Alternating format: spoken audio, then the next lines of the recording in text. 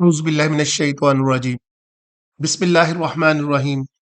دوستو الحمدللہ آج ہم سورہ الاعراف کا پہلا رکوع ترجمہ تفسیر اور گرامر سے سمجھنے کی سعادت حاصل کرنے جا رہے ہیں انشاءاللہ تعالی، لیکن اس سے پہلے وہ پیغام کہ ہمیں قرآن کو سمجھنا ہے۔ دیکھیں نا، آج ہم تراویحوں کے اندر کھڑے ہوتے ہیں، نماز کی ادائیگی جب جہری نماز پڑھی جا رہی ہوتی ہے تو اس وقت ہم قرآن کو سن رہے ہوتے ہیں تو 99.9% کو کچھ سمجھ نہیں آ رہا ہوتا کہ کیا کہا جا رہا ہے، کہ اللہ تعالیٰ اس قرآن پاک میں کیا فرما رہے ہیں۔ تو بتائیں اس قیام کا، اس تراویح کا ہمیں کیا فائدہ مل رہا ہے،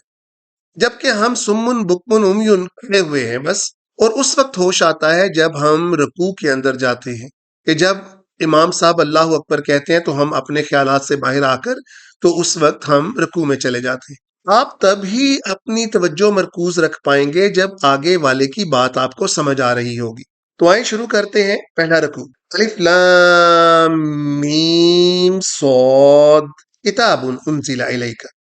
یہ کتاب نازل کی گئی آپ کی طرف، فلا یکن فی صدرک،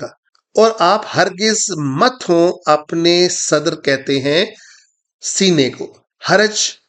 بے چینی کو کہتے ہیں، آپ اپنے سینے میں ہرگز بے چینی مت رکھیں، منہو اور اس کے ذریعے، لتنذرا آپ ڈرائیں، بہی اس ذکر کے ساتھ، وذکر للمؤمنین اور یہ ذکر ہے ان کے لیے، مومنین کے لیے۔ دیکھ لیں اللہ تعالیٰ پہلی آیت کے اندر ہی کیا بیان فرما رہے ہیں کہ اس کو تو پڑھے گا ہی وہی، اس سے تو نصیحت حاصل ہی وہی کرے گا جو کہ اللہ سے اور یوم آخرت سے ڈر رہا ہوگا، یعنی اس نے اس دنیا کے اندر اگر اپنا راستہ سیدھا کرنا ہے تو وہ اس کو پڑھے گا اور اس سے فائدہ حاصل کرے گا۔ اتبعوا، اتباع کرو، ما انزلہ جو نازل کیا گیا، یہاں پر ما کا مطلب ہوتا ہے جو، نیگیٹو نہیں ہے، حالانکہ ما کا مطلب نیگیٹو بھی ہوتا ہے، الیکم آپ کی طرف، من ربکم آپ کے رب کی طرف سے، ولا تتبعوا اور ہرگز پیروی مت کیجیے گا، فالو مت کیجیے گا، من دونہ اس کے علاوہ، اولیاء کوئی اور دوست معبود ہرگز مت بنائیے، قلیلا ما تذکرون اور بہت کم لوگ ہوتے ہیں جو نصیحت حاصل کرتے ہیں، وکم من قریۃ اہلکناها اتنی ہی وادیاں ہیں جن کو ہم نے ہلاک کیا، فجاءها اور وہاں پر آیا، باسنا ہمارا عذاب، نون الفنا یہاں پر ہے اللہ تعالیٰ کی طرف اشارہ کرتے ہوئے، بیاتن رات کے وقت، او ہم قائلون یا وہ دوپہر کو جب کیلولا کر رہے تھے، سو رہے تھے، وما کان دعواہم اور پھر ہرگز ان کا کوئی آرگیومنٹ نہیں تھا، ہم کا مطلب ہوتا ہے ان کا، کوئی بھی آرگیومنٹ نہیں تھا، کوئی بھی فریاد نہیں تھی، اذ جاءہم جب آ گیا ان کے پاس، باسنا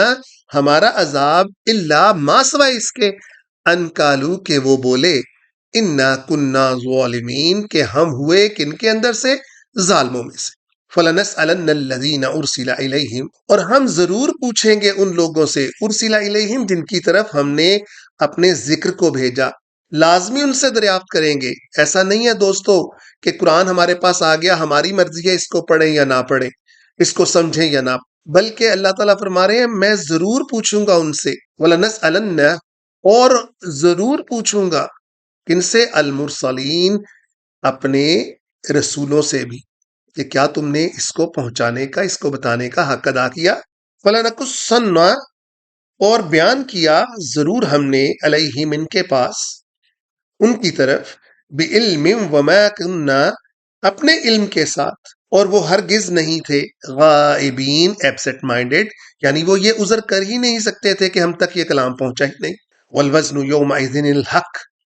اور اس دن تو حق کا ہی وزن ہوگا، فمن ثقلت موازینہ اور جن کے اعمال کے وزن بھاری ہوں گے، فاولئک هم المفلحون تو وہی اصل میں فلاح پا جائیں گے، ومن خفت موازینہ اور جن کے اعمال کے وزن ہوں گے ہلکے،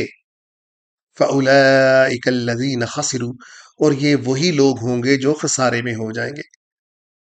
اور اعمال دوستو وہی ہیں جو شریعت نے بتائی ہیں، اپنی طرف سے جتنے بھی اچھے لگنے والے بعض اوقات اعمال ہوتے ہیں وہ تول کے پلڑے میں پڑتے ہی نہیں، انفسہم ان کی جانیں بما کانوا بآیاتنا یظلمون اور جس طرح وہ جھٹلاتے رہے اور جس طرح وہ ہماری آیتوں کے ساتھ ظلم کرتے رہے. وَلَقَدْ مَكَّنَّاكُمْ فِي الْأَرْضِ بے شک ہم نے تمہیں رہائش بخشی فی الارض اس زمین کے اندر وجعلنا اور ہم نے قائم کیا لکم فیہا تمہارے لیے اس کے اندر معایشہ روزگار قلیلا ما تشکرون لیکن پھر بھی بہت کم لوگ ہیں جو شکر ادا کرنے والے ہیں. آتے ہیں لئن شکرتم لازیدنکم اگر تم شکر ادا کرو گے اور دوں گا. لیکن یہ شکر صرف زبانی شکر نہیں ہونا چاہیے، یہ دل سے شکر ادا ہونا چاہیے کہ یا اللہ تو نے مجھے اتنی نعمتیں بخشی ہیں، میں تو اس قابل ہی نہیں ان کا شکر ادا کرنے کے، لیکن جس قدر بھی ہمارے اندر صلاحیت ہے ہم ضرور کوشش کریں نہ صرف ہم اللہ کے راستوں پر خود چلیں بلکہ دوسروں کو بھی اس کی طرف بلائیں، تو ہی اصل حق ادا ہوگا. اگر ہم صرف اپنی ہی ذات کے بارے میں سوچتے رہیں اور یہ سوچیں ہی نہ کہ دوسرے کیا کر رہے ہیں تو وہ عمل بالکل قریباً ضائع ہو جائیں گے، ان کا کوئی وزن نہیں ہوگا. تو اللہ تعالی ہمیں قرآن کو سمجھنے اور اس پر عمل کرنے کی توفیق عطا فرمائے. وآخر الدعوانا ان الحمدللہ رب العالمین. يا نفس إن لم تظفري لا تجزعي